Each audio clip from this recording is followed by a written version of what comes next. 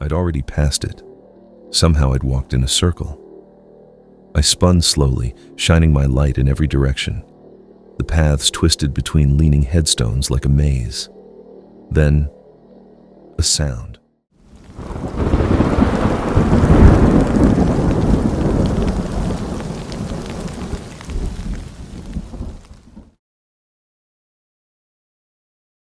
I've always thought people were afraid of cemeteries for the wrong reasons. Most people imagine ghosts, skeletons, or something crawling out of the ground. But the truth is, cemeteries aren't scary because of what's buried there. They're scary because of what happens when you're alone among the people who can't leave. Before this happened, I never had a problem walking through a cemetery. I actually found them peaceful. I liked the quiet. I liked reading the names on old headstones and wondering about the lives of the people who were buried there.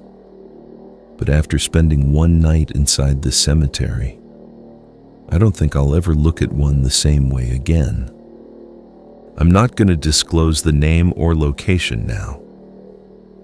I do, however, post the information each autumn for anyone who would like to take a tour of a real haunted cemetery.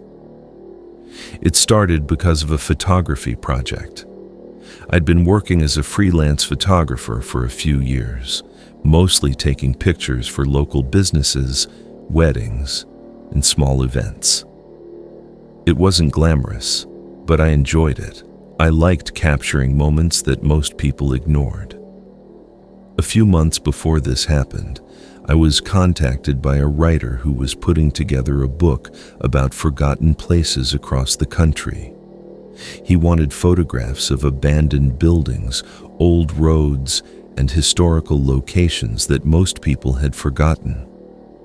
One of the places on his list was this cemetery. I'd never heard of it. When he sent me the address, I looked it up online. There wasn't much information. A few old articles mentioned it was established in the late 1800s.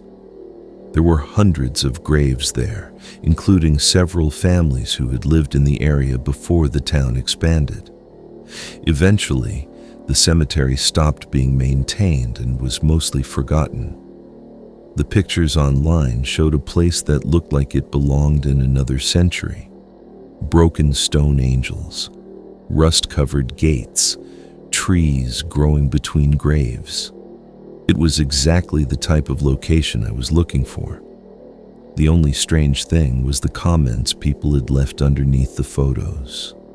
Most were jokes, people saying it looked creepy, people making up fake ghost stories. But one comment caught my attention. It was from someone who claimed they grew up near the cemetery. It said, "Don't be inside the gates once the sun sets." I remember laughing when I read it. I thought it was just a local trying to make the place seem more interesting to want to be ghost hunters. I had no idea that comment would be one of the things I kept thinking about while I tried to survive that horrible night. That, and I wonder if they'll ever find my body. I arrived around 4:30 in the evening. It was late October, and the sun was already starting to disappear behind the trees. It was perfect to get what we in the business refer to as the golden hour shots. The cemetery was located at the end of a narrow dirt road surrounded by woods. There were no houses nearby, no streetlights, no signs, just an old iron gate covered in rust. The second I stepped out of my truck, I noticed how quiet it was. Not normal quiet. The kind of quiet where you suddenly become aware of every little sound. The crunch of your shoes, the sound of your own breathing, the movement of your jacket when you turn. I grabbed my camera bag and walked toward the entrance. The gate was chained shut. At first, I thought I'd wasted my time. Then I noticed the chain wasn't actually locked. It was just hanging there. like someone had placed it there to make people think they couldn't enter. I pushed the gate open. The hinges screamed. I remember looking around before walking inside. I don't know why. Maybe I expected someone to tell me I wasn't allowed. But there was nobody. The cemetery stretched farther than I expected. Rows and rows of graves disappeared into the trees. I spent the next hour and a half taking pictures. During the day, the place probably looked beautiful. But as the sun went down, something about it changed. The shadows seemed to stretch out in odd ways. The trees seemed to move closer. And every now and then, I had the strange feeling that I was being watched. I kept telling myself it was just my imagination.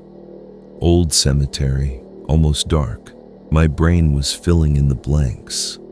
That explanation worked. Until I saw the grave. That's the only way I know how to describe it. It was the grave.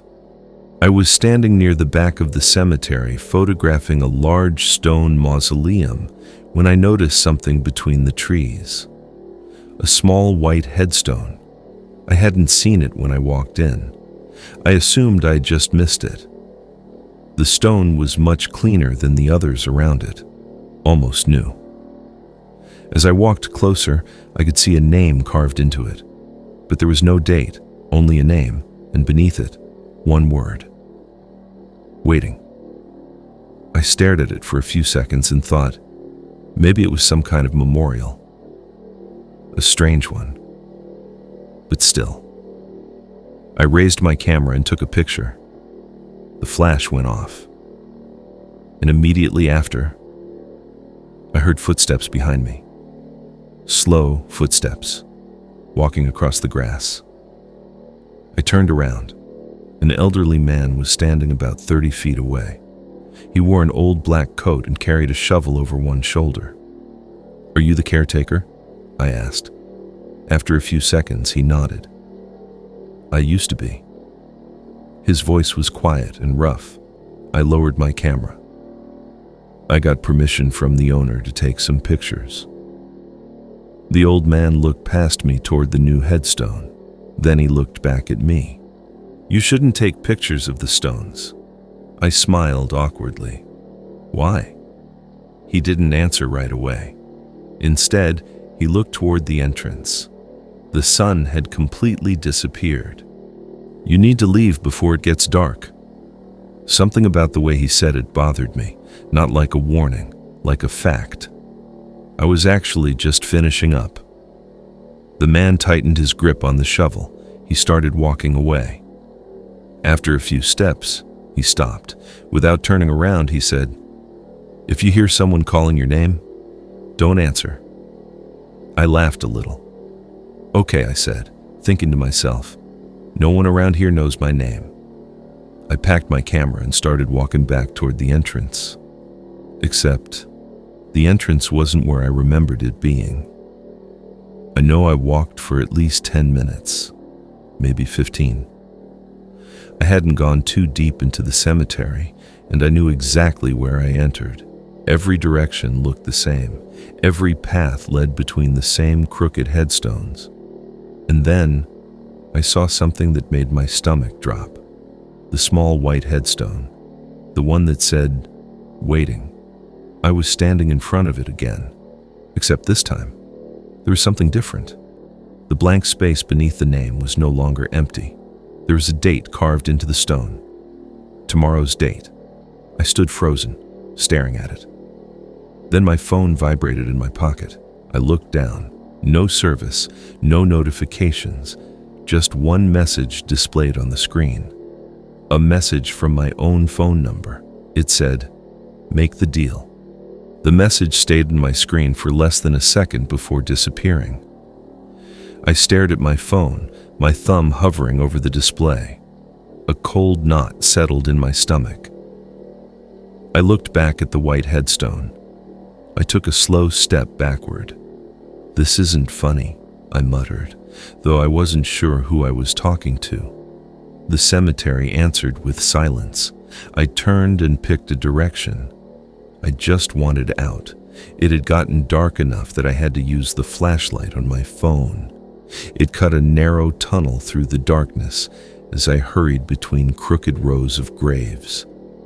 Every few seconds I looked over my shoulder, expecting to see someone following me. There was never anyone there. That should have made me feel better. Instead, it made everything worse. After several minutes, I stopped. The same cracked angel statue stood in front of me, one wing missing, its stone face tilted toward the ground. I recognized it instantly. I'd already passed it. Somehow I'd walked in a circle. I spun slowly, shining my light in every direction. The paths twisted between leaning headstones like a maze. Then, a sound, not footsteps. A dull scrape, like stone grinding against stone. It came from somewhere ahead. Another scrape answered from behind me, then another to my left. The sounds multiplied until they surrounded me. I swept my flashlight across the graves and noticed one of the headstones. It was moving, not much, just enough to rock back and forth. The soil in front of it bulged upward. Fresh dirt spilled across the grass. Something underneath was pushing. I backed away. The earth split open. A hand burst through. Gray, bloated. Its fingers clawed desperately into the grass. Another hand emerged beside it, then a head. Its skin stretched tightly over bone, packed with black dirt that poured from its empty mouth as it dragged itself upward. I didn't wait to see the rest. I ran. Behind me came another cracking sound, then another. The ground was opening, everywhere. I risked one glance over my shoulder. Graves all across the cemetery were breaking apart. Arms reached into the night. Bodies pulled themselves free. Some crawled, some staggered upright. Others simply reached from half-open graves, grasping at empty air as though they knew I was close. The sound was unbearable. Bones snapping into place, wet breathing, fingernails scraping against stone. I sprinted down the nearest path. Something grabbed my ankle. I screamed and crashed face first into the grass. Cold fingers squeezed tighter. I looked back. A corpse lay halfway out of its grave, its body still buried beneath the earth. Only its upper half was free.